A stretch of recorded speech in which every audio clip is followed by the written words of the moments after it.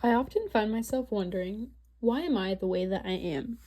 I recognize a lot of my assets. I am intellectually curious. I have a healthy balance of self confidence and self awareness. I'm kind. I have strong emotional intelligence. And I also recognize a lot of areas of struggle. I wish I had better self discipline. I wish I was more patient. I wish I was less afraid of failure. While I know I will continue to change throughout my whole life, I often wonder how the way I was raised contributed to my character and how I can raise my future children so that they too will have the tools they need to face the difficulties life throws at them. For the past year, I worked in a child care facility and have taken care of many different children ranging in ages from 6 weeks old to 12 years old.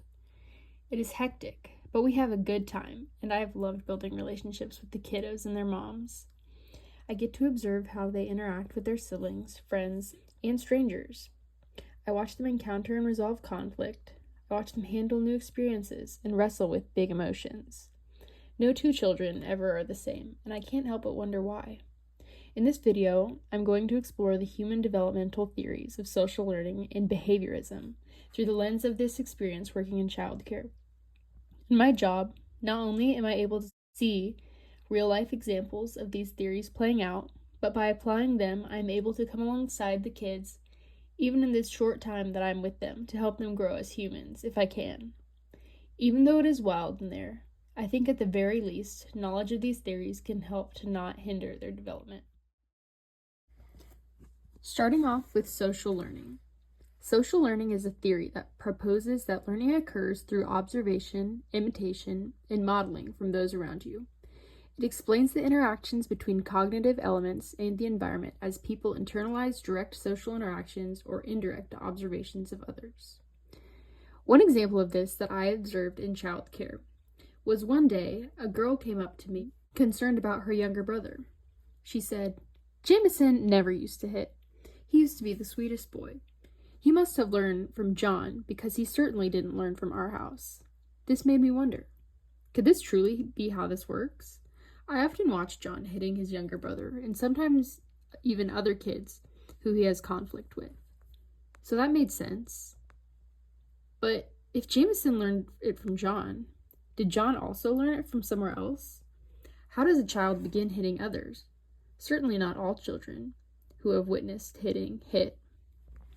Social theory describes a chain of events where behaviors are observed, then internalized, and then imitated. Observations can take the form of live modeling, symbolic modeling, or verbal instruction.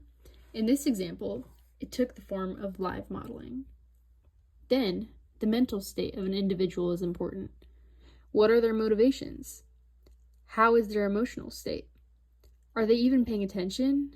Is the individual able to retain and recall this information? All of this determines the level of internalization. Jameson is close friends with John, so that definitely affects how he views things that John does and how that he would relate that to himself. He also is sometimes playing with John when somebody upsets both of them, meaning that he emotionally relates to John's actions.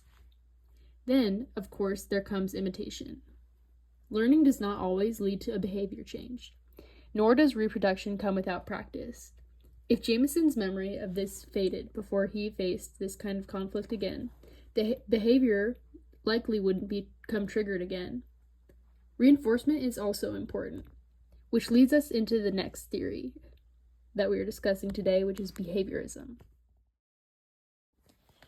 Behaviorism is a theory of learning that says that behaviors are acquired through conditioning.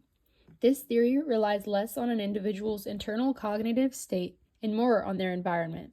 In this way, it is studied very objectively. Behavioral learning includes learning through association, learning through rewards and punishments, and through positive and negative associations.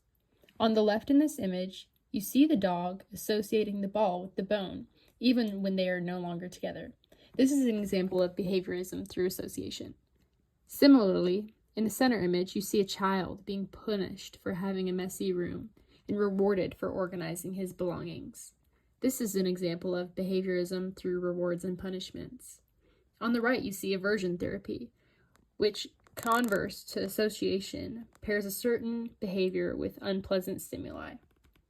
This will not be discussed in this theory application assignment, but the first two will be. Working in childcare, I'm always trying to find the most effective ways to get kids to help clean up after themselves at the end of our time together.